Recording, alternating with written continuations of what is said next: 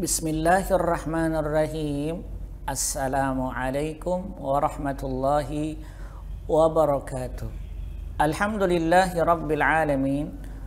Alhamdulillahilladzi hadana lihada wa ma kunna linajtami'a laula an jama'ana Allahur Rahman. Salatan wa salaman daimaini mutalasimaini ala nabiyyina al-adnan sayyidina wa habibina wa syafi'ina Muhammad ibn Abdillah.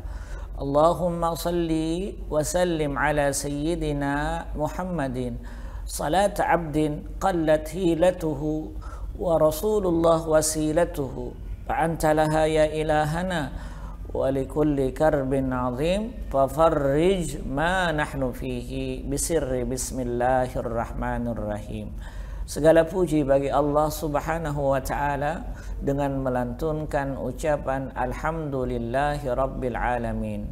Wa ma min ni'matin illa min Allah. Tidak ada nikmat yang diturunkan oleh Allah di muka bumi ini kecuali dari Allah subhanahu wa ta'ala. Wa in ta'uddu ni'matallah la tuhsuha.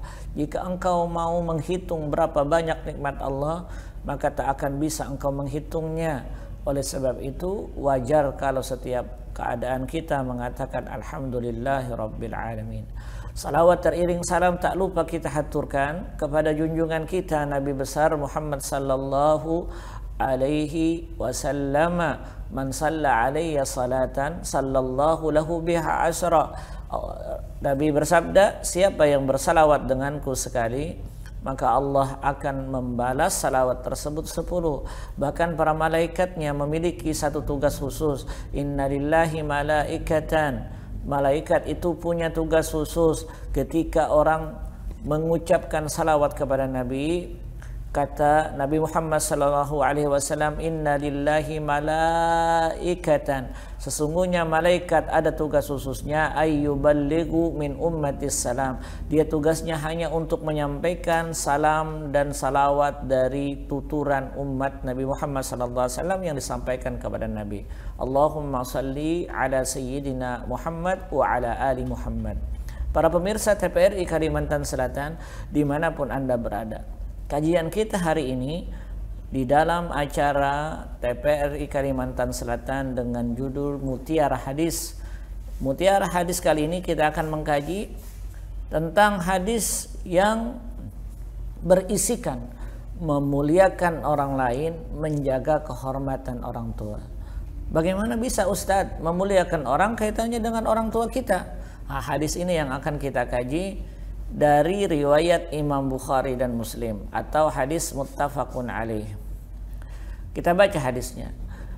Wa an Abdullah ibni Amr ibn al-As radhiyallahu ta'ala anhuma anna Rasulullah sallallahu alaihi wasallam qala minal kabairi syatmur rajuli walidayhi. Minal kabairi syatmur rajuli walidayhi. Qila wa hal yasubbur rajulu walidayhi? Qala na'am. Yasubbu aba rajuli wa yasubbur rajulu abahu wa yasubbu ummahu wa yasubbu ummahu. Muttafaqun alaih. Dari sahabat Nabi, secara terjemahan kita baca, dari sahabat Nabi Abdullah ibni Amr ibn al-As. Abdullah ibni Amr ibn al-As radhiyallahu ta'ala anhu ardah, semoga Allah meridainya, bahwasanya Rasulullah sallallahu alaihi wasallam bersabda, Nabi bersabda, di antara dosa besar seorang laki-laki memaki kedua orang tuanya, kata Nabi kepada Abdullah bin Amr bin As. Di antara dosa besar seorang laki-laki memaki kedua orang tuanya. Lantas mereka yang mendengar hadis ini bertanya kepada Nabi, lalu katanya, apakah ada seseorang mencaci maki kedua orang tuanya? Jadi pertanyaan ini rasional yang disampaikan oleh sahabat. Kok bisa ada orang yang bisa mencaci maki orang tuanya, sedangkan orang tuanya yang mendidiknya, yang melahirkannya, yang memberi nafkahnya pada masa kecil? Kok bisa ada orang yang tidak berterima kasih kepada kedua orang tuanya? Sehingga keluarlah pertanyaan itu dari mulut sahabat. Apakah ada seorang yang mencaci kedua orang tuanya? Rasul menjawab, ada. Berarti kasus ini memang sudah terjadi pada masa dulu, yang akhirnya kasus-kasus ini kemudian berkembang pada masa sekarang dengan beraneka ragam cara dosa kita. Ya ada orang yang mencaci orang tuanya. Kata Nabi, di antara dosa orang yang mencaci kedua orang tua itu adalah seseorang mencaci ayah orang lain. Dia menyebut ayah orang lain. Misalnya ketika bermasalah dengan orang lain, lalu dia menyebut nama orang lain tersebut, nama orang tuanya, kemudian dicemoohnya orang tua yang menjadi musuhnya tadi, maka orang lain tersebut kembali mencaci ayahnya. Itu sama dengan mencaci orang tuanya sendiri. Jadi ingat, mencaci orang tua orang lain itu sama dengan mencaci orang tua dia sendiri. Dan demikian juga mencaci maki ibu orang lain sama dengan mencaci ibunya masing-masing, ibunya pula. Nah, begitulah hadis riwayat Imam Bukhari dan Muslim, atau yang disebut dengan muttafaqun alaih. Baik, kita mulai hadis ini tahapan demi tahapan dari sisi sahabat. Sahabat Nabi, kita ingat bahwa hadis ini diceritakan oleh Abdullah ibnul Amr ibnul As. Abdullah bin Amr bin As, sosok laki-laki ini, sosok sahabat ini, dia memang secara keluarga adalah keluarga yang terikat dengan hadis-hadis Nabi Muhammad SAW. Bahkan dia punya cucu. Abdullah punya anak namanya Muhammad.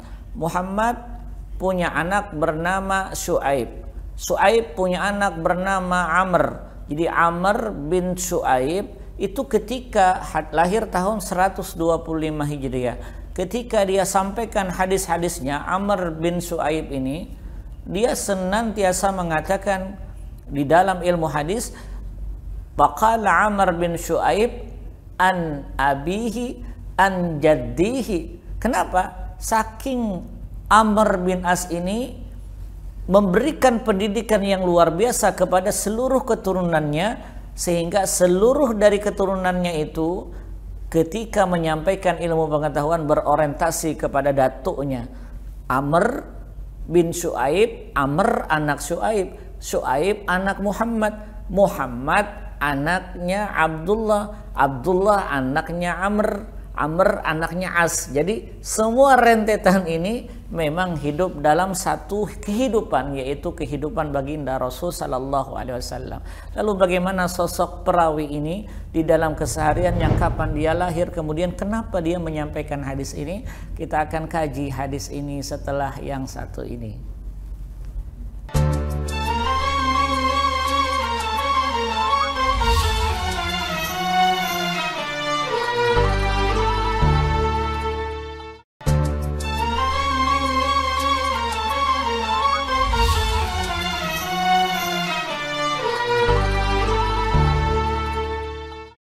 Allahumma salli wa sallim ala sayyidina Muhammadin wa ala ali sayyidina Muhammad. Para pemirsa TVRI Kalimantan Selatan dimanapun Anda berada, Amr bin As selaku perawi ini, dia lahir di tahun 27 Qabla Hijriyah. Artinya di dalam kehidupan Nabi, Abdullah bin Amr bin As dia lahir di masa-masa jahiliyah. Karena Abdullah bin Amr lahir sebelum Nabi diangkat jadi Rasul. Kurang lebih sekitar 12 tahun sebelum Nabi diangkat jadi Rasul, Abdullah bin Amr lahir. Dia adalah sahabat yang beriman, memiliki kualitas pendidikan yang luar biasa. Dia menguasai pemikiran-pemikiran dan bahasa-bahasa ahli kitab. Dia mengerti dengan bahasa Suryani dan Ibrani, sehingga termasuk menjadi rujukan di dalam agama Islam ketika ada penafsiran-penafsiran datang yang dari tafsiran-tafsiran luar atau yang disebut dengan dakhil atau interpretasi tafsir yang datang dari ahli kitab. Abdullah bin Amr bin As, dia lebih awal masuk Islam dibanding bapaknya Amr bin As. Dia masuk Islam pada tahun 7 Hijriah. Sekalipun dia lahir 27 sebelum Hijriah, tapi dia masuk Islam di tahun ke-7 Hijriah pasca terjadinya perang Khaybar. Wa sahiba Rasulullah wasta'dzana fi ay yaktuba ma yasma'u min Nabi sallallahu alaihi wasallam. Dia bersahabat, dia mendampingi Nabi kemana-mana, bahkan dia minta izin kepada Rasul sallallahu alaihi wasallam untuk menuliskan lembaran-lembaran hadis. Sehingga dulu ada Nabi pernah mengatakan bahwa la taktubu anni wa man kataba anni ghaira Qur'an falyamhuhu. Kata Nabi, engkau jangan menulis dariku kecuali Quran. Barang siapa menulis apa yang datang dariku selain Quran, maka tolong dihapus. Kondisi itu tidak berlaku kepada Abdullah bin Umar, karena Abdullah bin Amr bin As dia minta izin langsung kepada Rasul. Rasul, izinkan saya untuk menulis setiap kalammu, perkataan engkau, karena dia memang memiliki intelijensi yang kuat. Dia mampu membedakan mana itu Quran, mana itu sabda-sabda Nabi Muhammad SAW. Sehingga ketika Rasulullah wafat, dia meninggalkan tulisan yang berharga. Diberi nama tulisan itu dengan nama Sahifah As-Siddiqah, atau lembaran-lembaran yang benar, berisikan di dalamnya hadis-hadis, yang hadis-hadis itu lebih banyak muaranya kepada hadis-hadis musalsal atau hadis-hadis yang tersambung.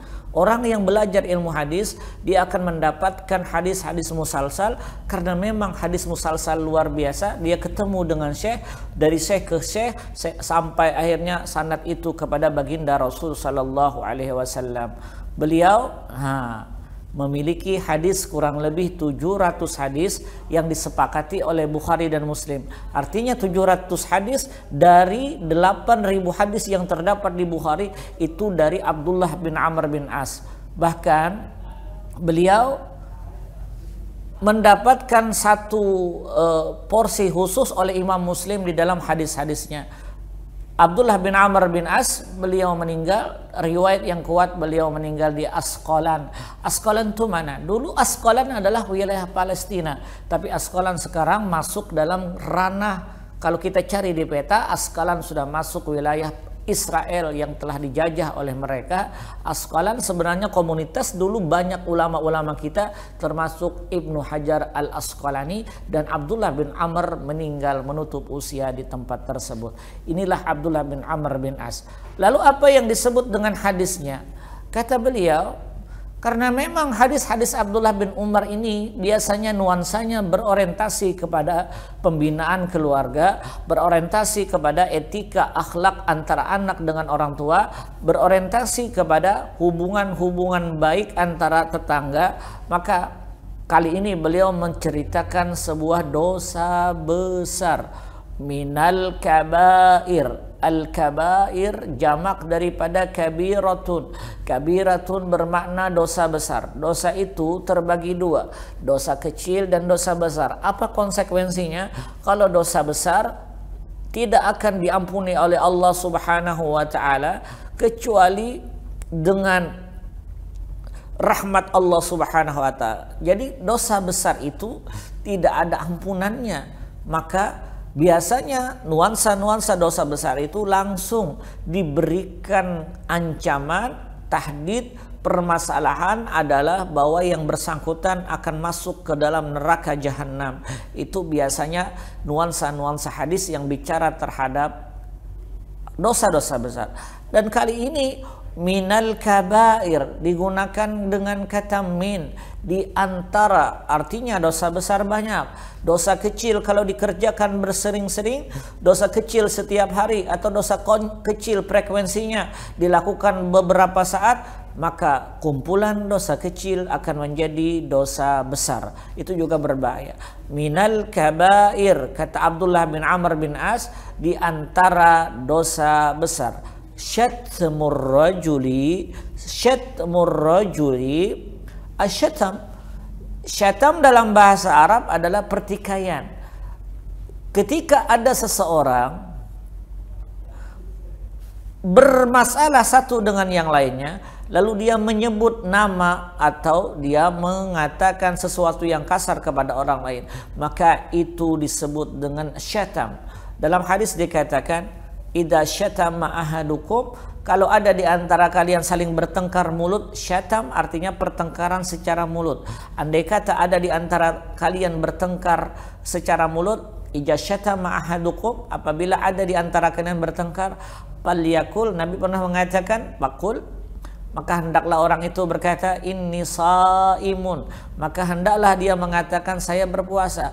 Apakah yang dimaksud ketika ada orang mencemooh kita, kemudian mengajak kita berantem secara mulut, lalu kita katakan, sebentar ya, saya sedang puasa, nanti kalau sudah selesai puasa nanti akan saya ladeni Anda? Bukan. Yang dimaksud dengan shaim, as-shaimu ay yamsiku lisanahu anil fajir, bahwa orang yang melakukan puasa yang dimaksud adalah dia menahan agar tidak meladeni orang yang bicara terhadap dia. Maka balasan bagi orang yang mencemooh kita hanya satu, diam dan tidak berkomentar. Karena kalau kita komentari akan meledak, akan ada satu di antara yang lainnya bermasalah. Wa minasyat minal kabairi syatmur rajuli walidayhi, kata Abdullah bin Umar, di antara dosa besar seseorang adalah satu, syatmur rajuli, seseorang mencemooh walidayhi, yaitu kepada kedua orang tuanya. Qalu, lalu mereka bertanya, ya Rasul, hadis ini disampaikan kepada Nabi, oleh Nabi kepada banyak sahabat, bagaimana wahal yashtumur rajuli walidayhi, ada orang yang mencemooh orang tuanya? Lalu Nabi mengatakan, faqala na'am, bagaimana cara orang mencemooh orang tuanya? Kita akan lanjutkan hadis ini setelah yang satu ini.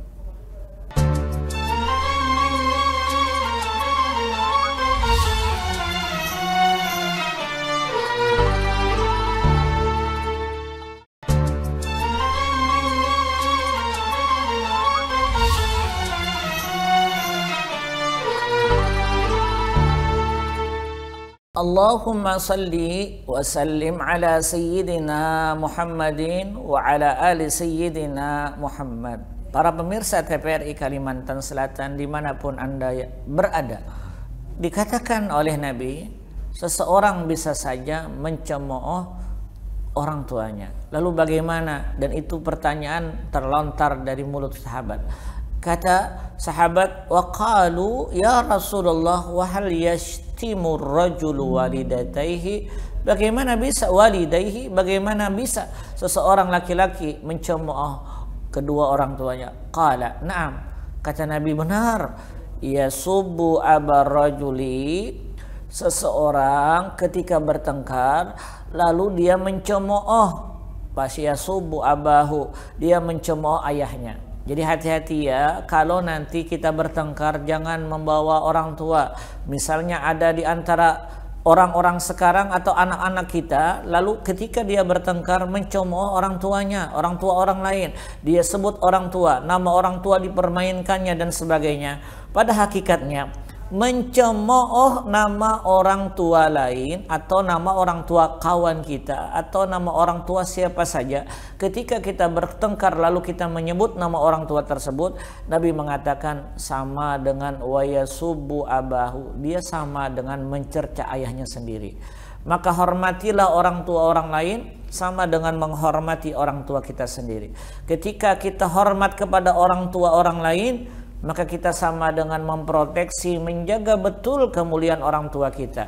Maka tidak sedikit ketika Rasul sallallahu alaihi wasallam menyampaikan sebuah sabdanya, kata Nabi, inna lillahi malaikatan, malaikat itu memiliki, Allah memiliki sekelompok malaikat yang yuballighu min ummatis salam, tugasnya hanya menyampaikan salam kepada Nabi. Dia sampaikan salam, hadis riwayat Imam At-Tabrani. Lalu bagaimana cara para malaikat itu menyampaikan salam kepada Rasul? Disebutkan, ya Rasulullah, inna fulanan ibna fulanin, sesungguhnya seseorang namanya Fulan bin Fulan, disebutkan juga nama ayahnya. Maka ketika orang beramal atau ketika catatan amal itu dilaporkan kepada Nabi atau catatan amal itu naik ke atas langit kepada Allah, setiap kita akan menyebut nama orang tuanya. Bahkan di padang mahsyar Nabi pernah mengatakan, fa innakum yud'a yaumal qiyamati bi asma'ikum wa asma' abaikum. Kata Nabi, kalian akan dikumpulkan di padang mahsyar, kalian akan dipanggil dengan namanya dan nama orang tua kalian. Maka fa ahsinu min asma'ikum, perbaikilah nama kalian. Karena orang bangga. Dulu saya kuliah atau sekolah di Timur Tengah, setiap kali kami berurusan senantiasa disebut nama orang tua kami. Sehingga di Arab rata-rata nama itu al-murakkab bin thalathatil asami. Tiga nama yang terkadang disebut. Nama dia, nama orang tuanya, nama kakeknya. Karena ini sudah tradisi bangsa Arab untuk memelihara kehormatan orang tua. Ternyata menyebut, mencemooh ayah seseorang sama dengan mencemooh ayahnya sendiri. Wa yasubbu ummahu. Kalau kita berantem, hindari menyebut nama orang tua orang lain. Karena apabila kita berantem, kemudian kita mencemooh, mengolok-olok orang tua orang lain, kata Nabi, payasubbu ummahu, dia sama dengan mencemooh ibunya sendiri. Hadis ini diriwayatkan oleh muttafaqun alaih, hadis Bukhari dan Muslim. Kalau kita simpulkan dari perkataan Nabi ini, maka akan ketemu satu, hurmatu sabbil abai wal ummahat. Jika kita beremosi, kita memiliki emosi, atau ketika kita berantem dengan orang lain, hindari mencemooh orang tua. Karena haram hukumnya mencemooh orang tua, baik ayah dan bunda. Kalau kita berkelahi, ya kita saja berkelahi, tidak perlu untuk menyebut nama orang tua orang lain. Nah, begitulah Nabi, ketika Nabi bertemu dengan orang yang masih hidup orang tuanya, Nabi tidak pernah tidak bertanya. Nabi tidak pernah tidak bertanya kepada mereka. Kadang Nabi bertanya kepada para sahabat, aina abak, mana ayahmu, bagaimana kondisi ayahmu. Senantiasa Nabi bertanya. Kenapa? Karena bertanya tentang orang tua orang lain itu sama dengan menghormati orang tua kita sendiri. Sebaliknya, mencemooh orang tua orang lain sama dengan mencemooh orang tua kita sendiri. Begitulah yang diajarkan oleh baginda Rasul SAW. Haram hukumnya mencemooh orang tua orang lain.